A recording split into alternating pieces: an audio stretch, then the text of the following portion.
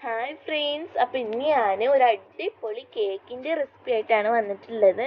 Super taste ആയിട്ടുള്ളൊരു കേക്കാണ്. അപ്പോൾ കേക്ക് ഉണ്ടാക്കാൻ എന്തൊക്കെ ആവശ്യമുള്ളത് നോക്കാം. അതിനായിട്ട് അവിടെ 8 ഇഞ്ചിൻ്റെ ഒരു കേക്ക് ടിൻ എടുത്തിട്ടുണ്ട്, ഗ്രീസ് ചെയ്തിട്ടതാണ്.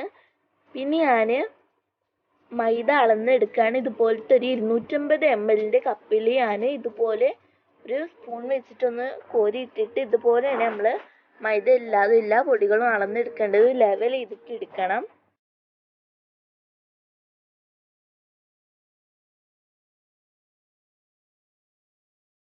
ഈ മൈദ നമുക്ക് ഒന്ന് അരിപ്പയിലേക്ക് ഇട്ട് കൊടുക്കാം. അടുത്ത് ഞാൻ 1/4 ടീസ്പൂൺ ബേക്കിംഗ് സോഡയാണ് എടുത്തിട്ടുള്ളത്. പിന്നെ 1/2 ടീസ്പൂൺ ബേക്കിംഗ് പൗഡറും എടുത്തിട്ടുണ്ട്.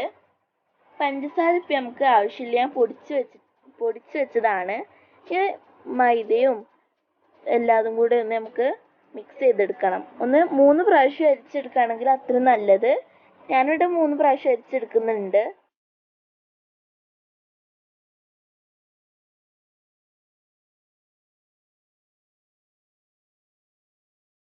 ഇപ്പം ഞാൻ മൈദ ഒക്കെ 3 പ്രാവശ്യം അരിച്ചെടുത്തിട്ടുണ്ട്. ഇനി വേറൊരു ബൗളിൽ നമ്മൾ മുട്ട പൊട്ടിച്ചൊഴിക്കുകയാണ് ചെയ്യുന്നത്. ഞാൻ 3 മുട്ട എടുത്തിട്ടുണ്ട്.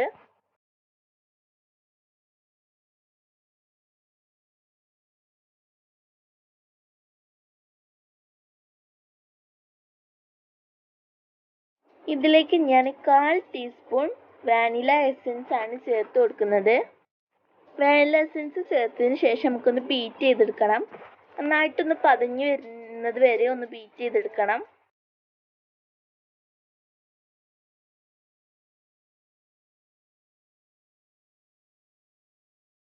ഇപ്പം മുട്ട നന്നായിട്ട് പതഞ്ഞ് വന്നിട്ടുണ്ട്. ഞാനതിലേക്ക് 2 ടേബിൾ സ്പൂൺ സൺഫ്ലവർ ഓയിലാണ് ഒഴിച്ചു കൊടുക്കുന്നത്.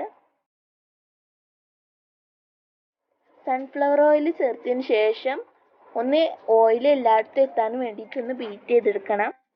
ഇനി നമുക്ക് പൊടിച്ച് വെച്ച പഞ്ചസാര കുറച്ചായിട്ട് ഇട്ടിട്ടൊന്ന് ബീറ്റ് ചെയ്തെടുക്കണം.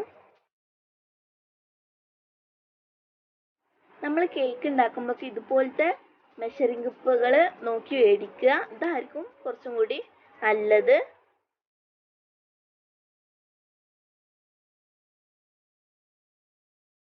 ഇനി നമുക്ക് ഈ ഡ്രൈ ഇൻഗ്രീഡിയൻസ് എല്ലാം ഒന്ന് കുറച്ചായിട്ട് ഇട്ടെടുത്തിട്ടൊന്ന് ഫോൾഡ് ചെയ്തെടുക്കാം. നമ്മൾ അധികം കുത്തി ഇളക്കാൻ പാടില്ല. ഒന്ന് ചെറുതായിട്ടൊന്ന് പതുക്കെ ഫോൾഡ് ചെയ്തിട്ട് ഇളക്കി കൊടുക്കുക. കേക്ക് ബേക്കായി കിട്ടാൻ വേണ്ടിയിട്ട് എനിക്കിവിടെ 30 മിനിറ്റ് ആണ് ആയിട്ടുള്ളത്. അപ്പം ഞാൻ എല്ലാതും ആക്കി കഴിഞ്ഞിട്ടുണ്ട്. ഞാൻ ഗ്രീസ് ചെയ്ത് വെച്ച കേക്ക് ടിന്നിലേക്ക് ബാറ്റർ ഒഴിച്ചു കൊടുക്കുകയാണ്. ഒഴിച്ചെടുത്തതിന് ശേഷം ഇതുപോലെ ഒന്ന് ടാപ്പ് ചെയ്ത് കൊടുക്കുക. ഉള്ളിലുള്ള ഹെയർ ബബിൾസ് ഒന്ന് പോയി കിട്ടാനും വേണ്ടിയിട്ടാണ്. ഞാൻ